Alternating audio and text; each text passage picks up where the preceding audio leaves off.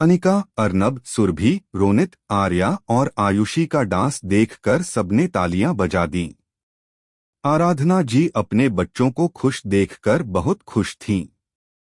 तभी वो हाथ में माइक लिए अनाउंसमेंट करते हुए बोली, आज हमारे बेटे का जन्मदिन है और हम उसे जन्मदिन की ढेरों शुभकामनाएं देते हैं। साथ ही उसके आने वाले जीवन के लिए हम अच्छी कामना करते हैं। पर इस खुशी को हम दुगुना करना चाहते हैं। अर्नब के जन्मदिन के अवसर पर हम उसकी इंगेजमेंट कर रहे हैं। जैसे ही आराधना ने ये कहा, सबने तालियां बजा दी। अर्नब और अनिका एक दूसरे को देखने लगे। ये सरप्राइज उनके लिए बहुत प्यारा था। आराधना के दोनों को अपने पास बुलाया। मेघना ने अर्नब और अनिका को अंगूठी पकड़ा दी।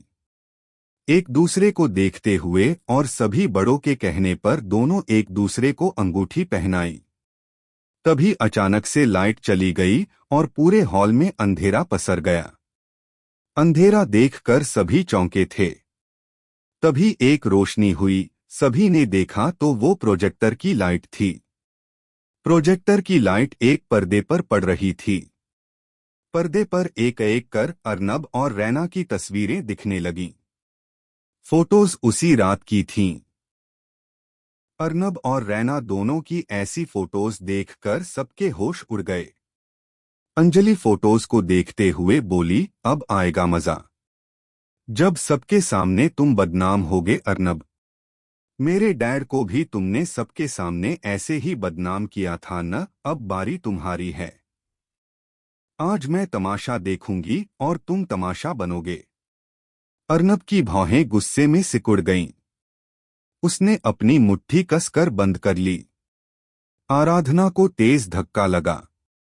उसे अपने बेटे से ऐसी उम्मीद नहीं थी। आर्या, अध्या, अर्चित, आयुषी, सुरभि और रोनित सबको जोर का झटका लगा था। सभी फोटोज देखकर हैरान थे। तभी फोटोज के अंत में रैना की प्रेगनेंसी रिपोर्ट आ गई, जिसे देखकर सबको एक और तेज झटका लगा। अर्नब को अपनी आंखों पर भरोसा नहीं हुआ। भरोसा तो वहां मौजूद बहुत से लोगों को नहीं हो रहा था, क्योंकि सभी अर्नब को अच्छे से जानते थे। पर आंखों ने जो देखा उसे झुठलाया नहीं जा सकता था। अर्नब ने सबको इग्नोर कर अनिका की तरफ देखा, जो बिना किसी भाव के शांत खड़ी अपने सामने चल रहे तमाशे को देख रही थी। अर्नब उसके एक्सप्रेशनलेस चेहरे को देखकर समझना चाह रहा था कि अनिका के दिमाग में चल क्या रहा है। क्या वो भी बाकी सबकी तरह उसे गलत समझ रही है? अनिका को एहसास था कि अर्नब उसे ही देख रहा है। तभी उसने अपनी नजरों को अर्नब की तरफ घुमाकर कहा, आई ट्रस्ट यू। अनिका का इतना कहना था कि तभी अर्नब के चेहरे की सारी परेशानी दूर हो गई और उसके चेहरे पर स्माइल आ गई। ये हैरानी की बात थी कि ऐसी सिचुएशन में भी अर्नब मुस्कुरा रहा था। अनिका का साथ ही उसे स्ट्रॉन्ग बनाता था। उसके कहे गए शब्द आई ट्रस्ट यू अर्नब को खुशी से भर देने के लिए काफी थे। उसे अब किसी की परवाह नहीं थी। उसकी अनिका उसके साथ खड़ी थी। वो मुस्कुराते हुए अनिका को देख रहा था, पर तभी अर्नब के गाल पर चटाक से एक थप्पड़ पड़ा और उसका चेहरा एक तरफ झुक गया। अनिका ने सामने देखा तो अर्नब को थप्पड़ मारने वाली कोई और नहीं बल्कि आराधना थी। ये तुमने क्या किया अर्नब? तुमने हमारा भरोसा तोड़ा। तुम्हारी इस हरकत की वजह से हमारी परवरिश पर सवाल उठ रहे हैं। क्या हमने तुम्हें ऐसी सीख दी है? आराधना गुस्से में बोल रही थीं। उनकी आंखें आंसुओं से डबडबाई हुई थीं। अर्नब आराधना के सामने पलके झुकाए खड़ा था। अनिका कुछ बोलने को हुई, तभी प्रोजेक्टर बंद हो गया और लाइट ऑन हुई।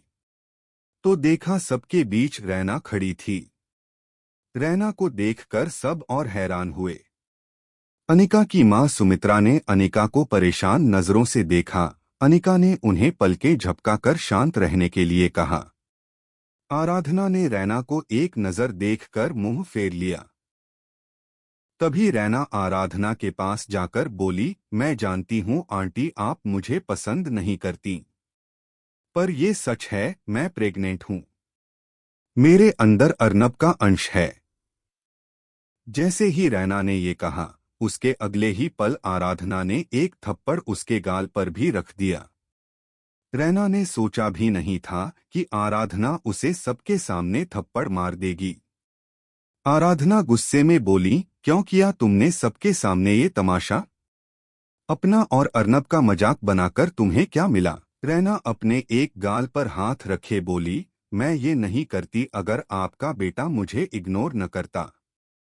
वो न मुझसे बात करता है, न मेरी कॉल रिसीव करता है, और न ही उसने जो मेरे साथ किया उसे एक्सेप्ट करता है। ऐसे में मैं क्या करती? मेरे पास अर्नब ने और कोई रास्ता छोड़ा ही नहीं था आंटी। अर्नब रैना की बातें सुनकर उसे घूर रहा था।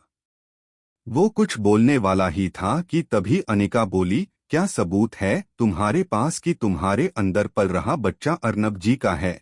अनिका की बात सुनकर सब उसे हैरानी से देखने लगे। अर्नब भी हैरानी से उसे ही देख रहा था। रैना गुस्से में अनिका को घूरने लगी और रूड टोन में बोली, आंखें नहीं हैं क्या तुम्हारे पास? मेरी प्रेगनेंसी रिपोर्ट तुम्हें दिखाई नहीं दे रही? अनिका ने कॉन्फिडेंटली कहा, हाँ देखी, वो तुम्हारी प्रेगनेंसी रिपोर्ट थी। पर इस बात का क्या सबूत है कि ये बच्चा अर्नब जी का है? उसकी बातें सुनकर सब खुसर फुसर करने लगे। अंजलि भी अपनी एक आईब्रो उठाते हुए अनिका को देखने लगी और उसके मुंह से निकला, इंटरेस्टिंग। तभी रैना ने अर्नब की वर्जिनिटी रिपोर्ट सबको दिखाते हुए कहा, उस रात के बाद अर्नब को लगा था मैं उससे झूठ बोल रही हूँ, इसीलिए अर्नब ने अपना वर्जिनिटी टेस्ट करवाया था और आप सब देख सकते हैं रिपोर्ट पॉजिटिव है।